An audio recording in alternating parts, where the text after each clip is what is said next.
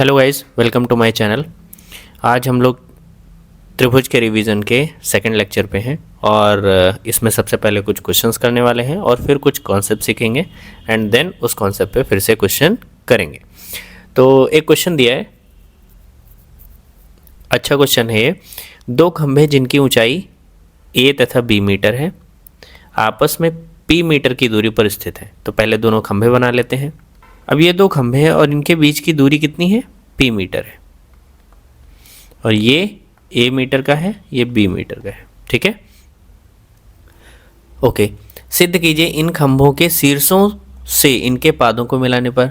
तो एक तो शीर्ष ये है, इससे दूसरे के पाद को मिलाओगे तो ये वाला आ जाएगा और इस वाले पाद से इसके शीर्ष को मिलाओगे तो ये आ जाएगा। ठीक है, तो कह रहा है जहाँ प्रतिच्छेद बिंदु बनेगा तो इस प्रतिच्छेद बिंदु की जो ऊंचाई है वो हमें निकालनी है, वो सिद्ध करके लानी है कि ये वाली ऊंचाई होगी, है ना। तो चलिए इस काम को करते हैं। सबसे पहले मान लेते हैं कि ए बी सारे वर्टिसेस को मान लेते हैं, सी डी, ये हो जाएगा एम और ये हो जाएगा एन, और इस प्रतिच्छेद बिंदु की ऊंचाई हम मान लेते हैं स्मॉल एच। ठीक है, स्मॉल एच। तो अब यहाँ से ए से एन तक की दूरी को हम एक्स मान लेते हैं। तो पूरी दूरी जो है यहाँ से यहाँ तक की p थी, ये हमने x मान ली है। तो ये वाली कितनी बची? p माइनस एक्स, है ना। ये तो बेसिक बात है, आप सभी जानते हैं। तो अब क्या करने वाले हैं? समरूपता का यहाँ कॉन्सेप्ट लगाने वाले। क्यों? क्योंकि देखिए ऐसे ही क्वेश्चन ऊंचाई दूरी में देखने को मिलता है, लेकिन ऊंचाई दूरी में कोण दिया होता है। यहाँ कोई कोण की बात नहीं कर रहा है, तो जब कोण की बात नहीं करेगा इस तरह के क्वेश्चन में तो आपको समरूपता लगानी होगी। ठीक है, अब देखिए समरूपता कैसे लगेगी। तो यहाँ देखिए ये सारी ऊंचाइयाँ एक दूसरे के समांतर होंगी, यस और नो। तो सारी ऊंचाइयाँ अगर एक दूसरे के समांतर हैं तो आप इस त्रिभुज को देखिए ए एम एन और ए सी बी को। तो त्रिभुज लेंगे ए एम एन और कौन सा त्रिभुज? और त्रिभुज ए सी बी में। ठीक है, ए सी बी में। तो अगर ए एम एन और ए सी बी दोनों त्रिभुज को देखना है तो उस कंडीशन में देखिए ये रेखा इसके समांतर है, तो प्रमेय याद करिए। अगर ये रेखा इसके समांतर होती है तो इसकी जो भुजाएं हैं, जो कटी हुई भुजाएं हैं, उनका अनुपात बराबर होता है। यानी a n upon n b is equals to a m upon m c is equals to m n upon b c, yes और नो। तो यहाँ से हम इनकी संगत भुजाओं का अनुपात लिखते हैं। तो इस छोटे वाले त्रिभुज में ए एम एन में या ए एन एम में देखेंगे तो ए एन, है ना, ए एन डिवाइड बाई, अगर ए एन इसकी भुजा ले रहे हैं तो इस बड़े वाले त्रिभुज की कौन सी भुजा लेंगे? ए बी बराबर, अगर इसकी हम छोटी भुजा एम एन ले रहे हैं तो एम एन, तो इधर क्या हो जाएगा? B C. क्लियर? अब ए एन है कितना? ए एन है एक्स हमने माना था। ए बी कितना है? ए बी है पी। एम एन को कितना माना है? एच। और बी सी को कितना माना है? बी, है ना। तो यहाँ से अगर हम x का मान निकालें, x का मान निकल के आएगा p into H divide by B. This is equation 1। अब देखिए त्रिभुज दूसरा ले लेते हैं। तो त्रिभुज, अब यहाँ पे देखिए इस वाले त्रिभुज में, देखिए इधर वाले में, बड़े वाले त्रिभुज में, इधर ए डी बी में। तो ए डी बी में और एन एम बी में, या यूँ कह लीजिए बी एन एम और बी ए डी में। तो त्रिभुज बी एम एन और कौन सा त्रिभुज? और त्रिभुज बी ए डी में, बी ए डी में, है ना, बी ए डी में। तो अगर इसमें हम त्रिभुज में देखेंगे तो क्या लिखेंगे? छोटे वाले त्रिभुज की भुजा बी एन डिवाइड बाय बड़े वाले त्रिभुज की भुजा बी ए बराबर छोटे वाले त्रिभुज की भुजा एम एन, बड़े वाले त्रिभुज की भुजा ए डी, है ना। तो अगर इसमें हम बी एन की जगह रखें, बी एन क्या है? बी एन है हमारा p minus x divide by b a कितना है? p है, is equals to m n कितना है? h है, और ए डी कितना है? a है ना। तो यहाँ से थोड़ा सा इसको सॉल्व करते हैं, दोनों डिवाइड कर देते हैं। तो p by p minus x by p is equals to h by a.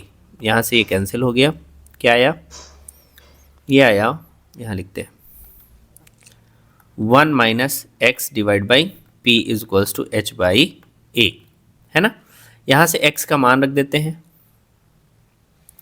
1 minus x का मान कितना है, p into H divide by B.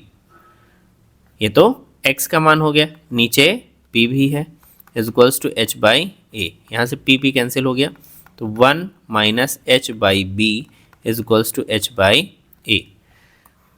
क्या हो जाएगा, 1 is equals to h by b plus h by a. 1 is equals to h common ले लेते हैं, तो 1 by b plus 1 by a. 1 is equals to h common ले लीजिए, LCM आ जाएगा ए plus B divide by A B. Cross multiply करिए तो H is equals to A B नीचे है तो ऊपर चला जाएगा और ए प्लस बी ऊपर है तो नीचे चला जाएगा। यही हमें लाना था कि प्रतिच्छेद बिंदु की जो ऊंचाई होगी वो ए बी बटे ए प्लस बी होगी। ठीक है, तो ये क्वेश्चन आई होप आपको समझ में आया होगा। नहीं आया, अगर इन केस कोई दिक्कत हुई है तो आप इस वीडियो को एक बार पॉज कीजिए और फिर से एक रिवाइंड करिए और फिर से इस सॉल्यूशन को देख लीजिए। बढ़ते हैं नेक्स्ट क्वेश्चन की तरफ। चलिए इस क्वेश्चन को देखते हैं। लिखा है त्रिभुज ए बी सी की भुजा बी सी पर एक बिंदु डी इस प्रकार है कि A D C is equal to B A C है। तो त्रिभुज पहले बनाते हैं। ये त्रिभुज हो गया और ये ए बी सी, इसकी भुजा बी सी पर एक बिंदु डी इस प्रकार है, यहाँ डी ले लिया और ये इस प्रकार है कि इसको जब हमने यहाँ से मिलाया तो जो ए डी सी कोण है ना, ए डी सी जो है वो बी ए सी के बराबर है, यानी ये कोण इस कोण के बराबर है। तो जब ये कोण इस कोण के बराबर है तो हमें ये बात को सिद्ध करना है। तो इसके लिए हम दो त्रिभुज अलग से बना लेते हैं। एक त्रिभुज ये हो गया और एक त्रिभुज ये हो गया। ठीक है, इसका देखिए कौन सा कोण बराबर है, तो वो वाले ऊपर लिख लीजिए। यहाँ पे a जो है वो बराबर है d के, है ना, a जो है वो बराबर है d के। अब देखिए c तो दोनों में आएगा तो c इधर लिख लेते हैं, बाकी का बचा जो है वो इधर लिख लेंगे। तो यहाँ देखिए a d के बराबर है ना, तो डी सी यहाँ a लिख देता हूँ। ए डी सी एक त्रिभुज है और त्रिभुज एक बी ए सी है, तो यहाँ b लिख देता हूँ। ठीक है, अब देखिए a जो है वो किसके बराबर था, d के बराबर था। c जो है वो c के बराबर तो होगा ही होगा। तो त्रिभुज के दो कोण अगर बराबर हो जाए तो तीसरा ऑटोमेटिक बराबर होता है, क्योंकि योग कितना होता है 180। तो त्रिभुज ले लेते हैं सबसे पहले, कौन कौन सा, बी ए सी और कौन सा त्रिभुज, त्रिभुज ए डी सी में। ठीक है, सबसे पहला जो दिया ही है बी ए सी बराबर है एंगल ए डी सी के। क्यों, क्योंकि ये दिया है और जब दिया है तो आगे बढ़ेंगे, क्या एंगल सी जो है वो दोनों में पड़ेगा, तो इसको लिखेंगे उभयनिष्ठ।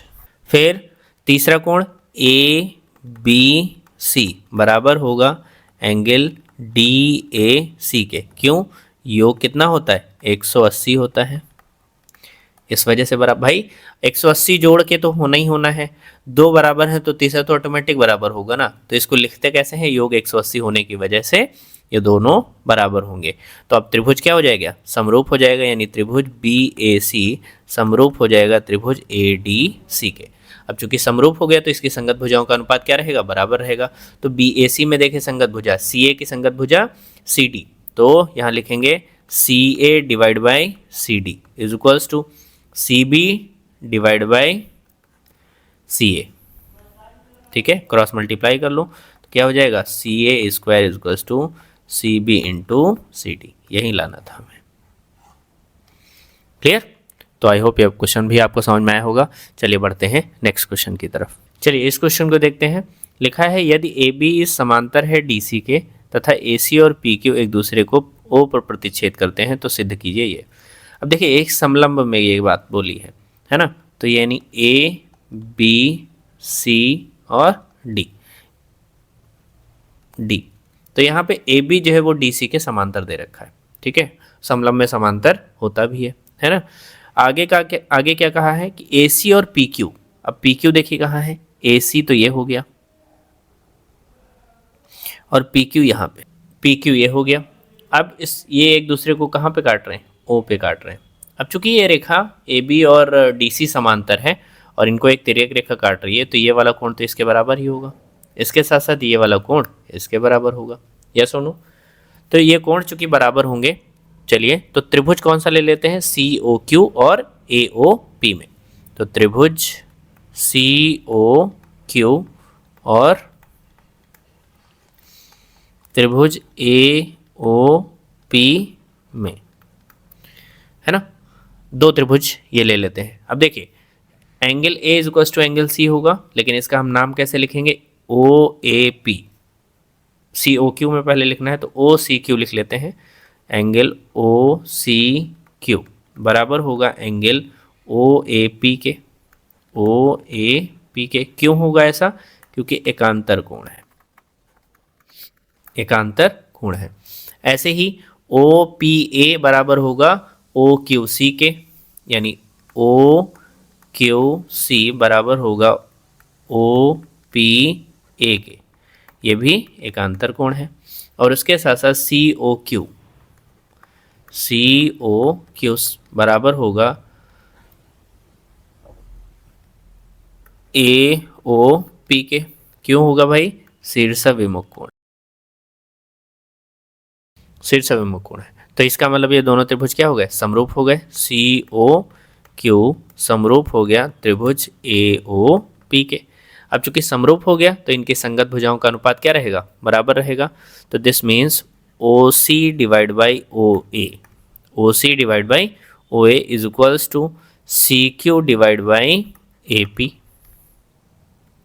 यस और नो? देखिए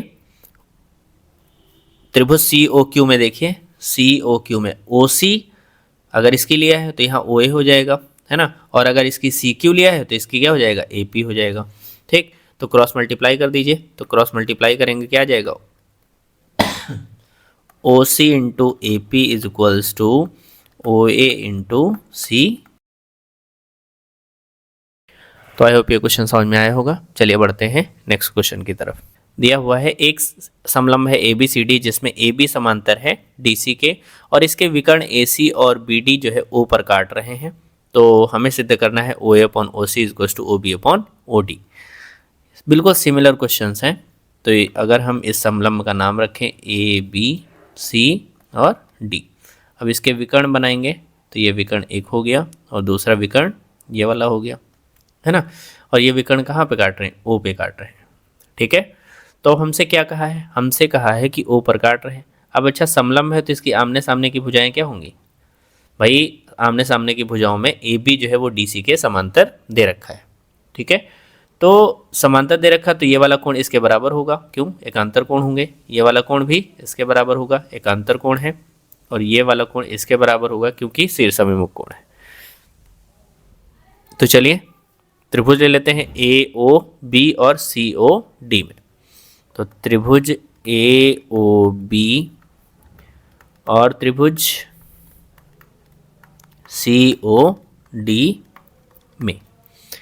तो त्रिभुज ए ओ बी में कौन सा त्रिभुज, कौन सा कोण ले लेंगे, एंगल ओ ए बी, यानी ये वाला कोण किसके बराबर होगा, इस वाले कोण के। तो इसको क्या लिखेंगे, ओ सी डी के, एंगल ओ सी डी के। क्यों होगा, क्योंकि एकांतर कोण है, एकांतर कोण है।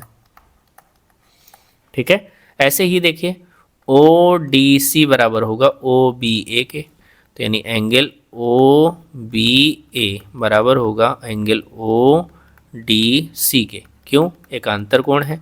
ठीक है, इसके साथ साथ एंगल ए ओ बी बराबर होगा एंगल सी ओ डी के। ये क्यों होगा भाई, शीर्षाभिमुख कोण है, शीर्षाभिमुख कोण है। तो इसका मतलब है दोनों त्रिभुज क्या हो गए, समरूप हो गए। ए ओ बी समरूप होगा त्रिभुज सी ओ डी के। अब चूंकि समरूप होगा तो समरूप होगा, इसकी संगत भुजाओं का अनुपात क्या रहेगा, बराबर रहेगा। तो समरूपता से क्या लिखेंगे, O A upon O C, O A upon O C is equals to, देखिए इस त्रिभुज की संगत भुजा ओ ए, इस त्रिभुज की संगत भुजा ओ सी। अगर आप यहाँ से चित्र से नहीं देख पा रहे तो यहाँ से देखिए ओ ए ओ सी, और OB और OD। ठीक है, इस तरह से लिख लिया करिए, यहाँ से संगत भुजाएं लिख लिया करिए। तो OA upon OC is equals to OB upon OD। ठीक है, तो ये हमें प्रूव करना था, ये प्रूव हो गया। चलिए अब एक कॉन्सेप्ट सीख लेते हैं, और ये कॉन्सेप्ट क्या है कि अगर दो त्रिभुज हैं, चलिए त्रिभुज पहले बनाते हैं। एक त्रिभुज का नाम रखते हैं ABC और दूसरे त्रिभुज का नाम रखते हैं PQR। तो इस ABC त्रिभुज में हमें क्या दिया हुआ है, यदि AB बटे PQ बराबर हो AC बटे PR के, है ना, और angle A is equals to angle P। यानी हमने क्या दिया, हमने दिया ये कि भाई अगर कोई दो त्रिभुज है, उनमें उनकी संगत भुजाओं में से दो भुजाओं का अनुपात बराबर हो, है ना, AB की संगत भुजा PQ, AC की संगत भुजा PR। लेकिन हमने BC के बारे में नहीं कहा, हमने सिर्फ दो भुजाओं के बारे में कहा, है ना। तो दो भुजाओं का, दो संगत भुजाओं का अनुपात बराबर हो, साथ ही उनके जो भी संगत भुजाएं बराबर कर रहे हैं उनके बीच का कोण अगर बराबर हो, तो ये दोनों त्रिभुज समरूप होते हैं। अगर ये दोनों कंडीशन सेटिस्फाई कर गई तो ये दोनों त्रिभुज क्या होंगे, समरूप होंगे। इसका मतलब है त्रिभुज ABC समरूप होगा त्रिभुज PQR के। बात समझ में आ गई। तो ये त्रिभुज क्या होगा, समरूप होगा अगर ये कंडीशन सेटिस्फाई कर रही है। तो यानी त्रिभुज की समरूपता के लिए तीन कंडीशंस हमने पढ़ ली। पहली कंडीशन कि अगर दो त्रिभुज समरूप हो रहे हैं, या दो त्रिभुज समरूप कब होंगे, जब उनके तीनों कोण बराबर हों, या तीनों भुजाओं का अनुपात बराबर होगा तो भी समरूप हो जाएंगे। और तीसरी कंडीशन मैंने क्या बताई कि अगर दो भुजाओं का अनुपात बराबर हो, साथ ही उनके बीच का कोण बराबर हो, तो त्रिभुज क्या होते हैं, समरूप होते हैं। ये बात भी हम लोगों ने डिस्कस कर ली। तो चलिए आइए इस कॉन्सेप्ट पे एक क्वेश्चन करते हैं। तो ये क्वेश्चन लिखा हुआ है, त्रिभुज PQR की भुजाओं PR और QR पर क्रमशः बिंदु S और T इस प्रकार स्थित हैं कि angle P equals to angle RTS। तो सिद्ध करो ये, है ना। तो सबसे पहले एक त्रिभुज बनाते हैं PQR। ये हमने एक त्रिभुज बना लिया PQ और ये R। कह रहा है इसकी भुजा PR, तो ये वाली भुजा है, इस पे कौन सा बिंदु है, S, और इसकी QR भुजा पे एक बिंदु है T। तो इन दोनों को मिला दिया हमने। अब हमसे क्या कहा है, हमसे ये कहा है कि एंगल P यानी इस कोण P का मान इस RTS यानी इस कोण के मान के बराबर है। तो हमसे कह रहा है कि सिद्ध करो कि जो त्रिभुज RTS है और त्रिभुज RPQ है, ये दोनों क्या होंगे, समरूप होंगे, है ना। तो सिद्ध करना है ये समरूप होंगे। तो चलिए दोनों त्रिभुज को अलग अलग बनाते हैं, तो क्लियरिटी और भी ज़्यादा होगी।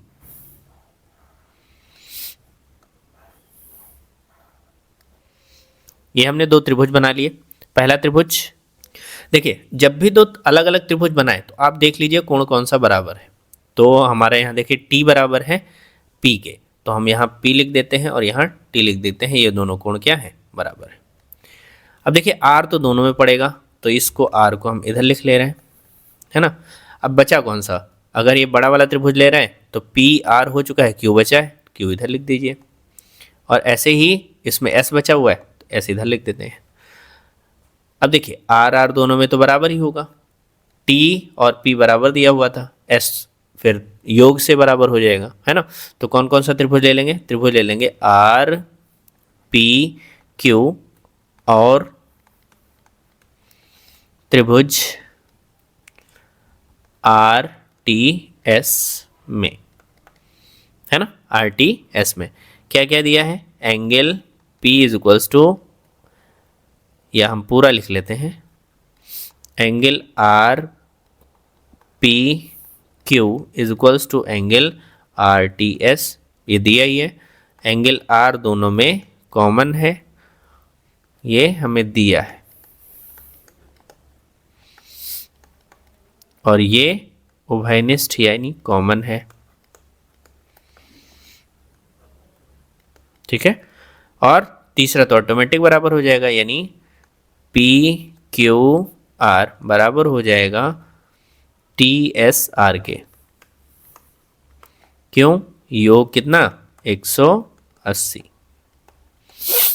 है ना। तो इससे दोनों त्रिभुज यानी आर पी क्यू समरूप हो जाएगा त्रिभुज आर टी एस के। यही बात हमें सिद्ध करनी थी। चलिए बढ़ते हैं नेक्स्ट क्वेश्चन की तरफ। एक त्रिभुज देखिए दिया हुआ है, ये दिया है P और ये है R, ये है Q, ये है T और ये है S। इसके साथ साथ ये रेखा यहाँ पे मिलाई गई है और इस कोण का नाम 1 है और इस कोण का नाम 2 है। अब यहाँ पे देखिए हमें क्या दिया हुआ है, क्यू आर बटे क्यू एस और यहाँ पे दिया हुआ है क्यू टी बटे पी आर। क्यू आर कहाँ है? ये वाली भुजा है। क्यू एस कहाँ है? ये वाली भुजा है। क्यू टी तो ये वाली है ना, और पी आर ये वाली दे रखा है। तो चलिए इसका सोल्यूशन कुछ ढूंढते हैं। हम सबसे पहले त्रिभुज ले लेंगे पी क्यू आर में। तो त्रिभुज पी क्यू आर में क्या हमें दिया है? त्रिभुज पी क्यू आर में एंगल 1 इज टू एंगल 2। अब हमने थ्योरम पढ़ी है कि बराबर कोणों के सामने की भुजाएं हमेशा बराबर होती हैं। किसी भी त्रिभुज में अगर दो कोण बराबर हैं तो उसके सामने की भुजाएं भी बराबर होंगी। तो इसका मतलब है एंगल 1 के सामने की भुजा कौन सी है? पी आर, और एंगल 2 के सामने की भुजा कौन सी है? P Q. ये दोनों बराबर होंगी। तो इसका मतलब है एंगल 1 के सामने कौन सी है? P R. तो यानी पी आर बराबर होगा पी क्यू के। क्यों होगा ऐसा? थ्योरम लिखेंगे।